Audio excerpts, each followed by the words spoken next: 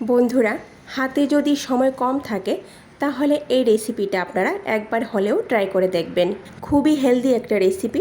সকালের জলখাবার বা রাতের ডিনারে আপনারা এই রেসিপিটা তৈরি করে দেখতে পারেন। রাধে কৃষ্ণ বন্ধুরা, আমি টুলটুল, আর এই টুলটুলের রান্নাঘরে আপনাদের সবাইকে স্বাগত। তাহলে চলুন আমি এই রেসিপিটা কি করে তৈরি করছি দেখে নেওয়া যাক। সবার প্রথম এখানে আমি ছোট এক বাটি রান্না করার চাল আর এক বাটির 3 ভাগের 1 ভাগ সবুজ মুগ ডাল ভালো করে ধুয়ে আগের দিন রাতে ভিজিয়ে রেখেছিলাম। প্রায় 10 ঘন্টার মতো চাল আর ডালটা ভেজানো ছিল। আপনাদের হাতে যদি সময় কম থাকে তাহলে 3 থেকে 4 ঘন্টার মতো ভিজিয়ে রাখলেও চলবে। এবার অর্ধেক পরিমাণ চাল ডাল জল ঝরিয়ে একটা মিক্সি জারের মধ্যে নিয়ে নেব।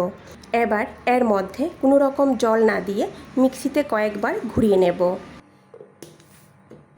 এই দেখুন, যখন এইভাবে আধ ভাঙা হবে তখন এর মধ্যে চায়ের কাপ মেপে হাফ কাপ পরিমাণ জল দিয়ে দেব। এবার মিক্সির ঢাকনা বন্ধ করে আবারও কয়েকবার ঘুরিয়ে নেব। এই দেখুন, মিহি পেস্ট কিন্তু হয়নি। এবার যে বাকি চাল আর ডালটা থাকবে সেটা জল ঝরিয়ে দিয়ে দেব। তার সঙ্গে 1 মুঠো পরিমাণ ধনেপাতা কুচি দিয়ে দেব। খুব সামান্য পরিমাণ আদা কুচি দিয়ে দেব।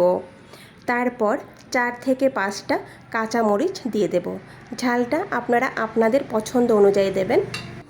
এবার মিক্সি জারের ঢাকনা লাগিয়ে ভালো করে মিহি করে পেস্ট করে নেব।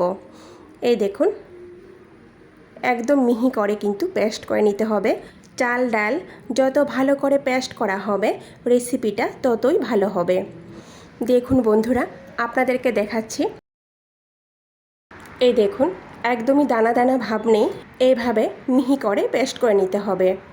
এবার মিক্সি জারের মধ্যে হাফ কাপ পরিমাণ জল দিয়ে মিক্সি জারটা ভালো করে ধুয়ে বাটির মধ্যে নিয়ে নেব। এখন পর্যন্ত এখানে আমার 1 কাপ পরিমাণ জল লেগেছে। এবার এই ব্যাটারটাকে ঢেকে একটা সাইডে রেখে দেব।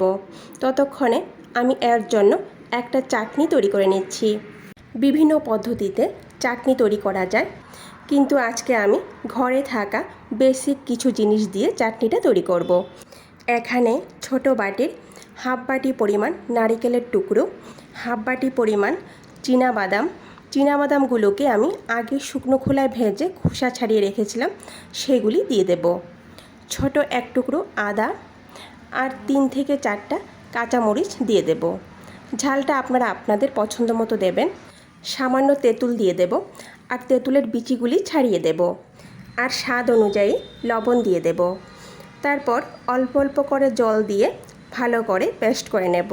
চাটনিটাতে প্রথমে হাফ কাপ পরিমাণ জল দিয়ে কয়েকবার ঘুরিয়ে নেব, পরে আবার হাফ কাপ পরিমাণ জল দিয়ে ভালো করে মিহি করে পেস্ট করে নেব।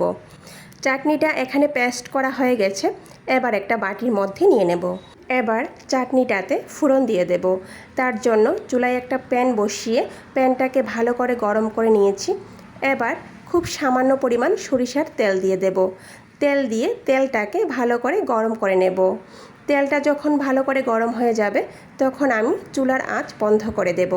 তারপর একটা শুকনো মরিচ আর 1 চামচের 3 ভাগের 1 ভাগ সর্ষে ফোড়ন দিয়ে দেব। আপনারা এখানে হলুদ সর্ষের পরিবর্তে কালো সরিষাটাও ফোড়ন দিতে পারেন। দেখুন বন্ধুরা, চাটনি এখানে আমাদের তৈরি হয়ে গেছে। এবার একটা সাইডে রেখে দেব। অন্যদিকে যে চাল ডালের ব্যাটার তৈরি করে রেখেছিলাম সেটাকে এবার হাত দিয়ে ভালো করে ফেটিয়ে নেব। 4 থেকে 5 মিনিট লাগবে হাত দিয়ে ভালো করে ফেটাতে। একটু সময় লাগিয়ে বন্ধুরা হাত দিয়ে ভালো করে ফেটিয়ে নিতে হবে, যেহেতু আমি এর মধ্যে কোনো রকম বেকিং পাউডার বা বেকিং সোডা ব্যবহার করব না। এর মধ্যে আবারও হাফ কাপ পরিমাণ জল দিয়ে এইভাবে হাত দিয়ে ভালো করে ফেটিয়ে নেব। সময় লাগবে 4 থেকে 5 মিনিট। স্বাদ অনুযায়ী লবণ দিয়ে দেব। বন্ধুরা, আপনাদের হাতে যদি সময় কম থাকে তাহলে আপনারা একটু নাড়াচাড়া করে হাফ চামচ পরিমাণ বেকিং পাউডার দিয়ে রেসিপিটা তৈরি করতে পারেন। তাহলে 4 থেকে 5 মিনিট ধরে আর ফেটাতে হবে না। এবার একটা চামচের সাহায্যে ভালো করে এইভাবে নাড়াচাড়া করে নেব। আর ব্যাটারের ঘনত্বটা দেখেই বুঝতে পারছেন, না বেশি পাতলা হবে না বেশি ঘন হবে। এবার চুলায় একটা আপ্পে প্যান বসিয়ে প্যানটাকে ভালো করে গরম করে নেব। এবার প্যানের মধ্যে সামান্য পরিমাণ তেল লাগিয়ে নেব। এবার একটা চামচের সাহায্যে ব্যাটার আপ্পে প্যানের মধ্যে এভাবে দিয়ে দেব। ব্যাটার প্যানের মধ্যে দেওয়ার আগে চুলার আঁচ একদমই কমিয়ে দেব।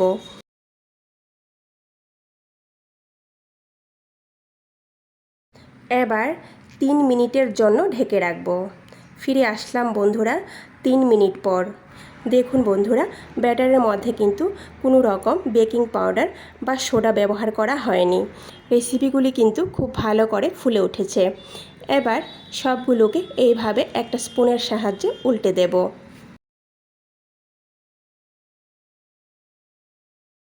এবার আবারও 1 মিনিটের জন্য ঢেকে রাখব। বেশিক্ষণ সময় লাগে না, 3 থেকে 4 মিনিট সময় লাগে।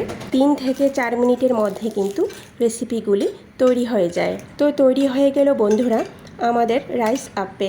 এবার একটা প্লেটের মধ্যে নামিয়ে নেব। আর এই দেখুন বন্ধুরা কতটা সফট আর ভিতরে কতটা জালিদার হয়েছে, আর খেতে তো ভীষণ মজা হয় বন্ধুরা। এই দেখুন, ভিডিওটি সম্পূর্ণ দেখার অনুরোধ রইল। কেমন হয়েছে কমেন্ট করে নিশ্চয়ই জানাবেন। আর যদি ভালো লেগে থাকে তাহলে সবার শেষে লাইক, শেয়ার আর সাবস্ক্রাইব করে দেবেন।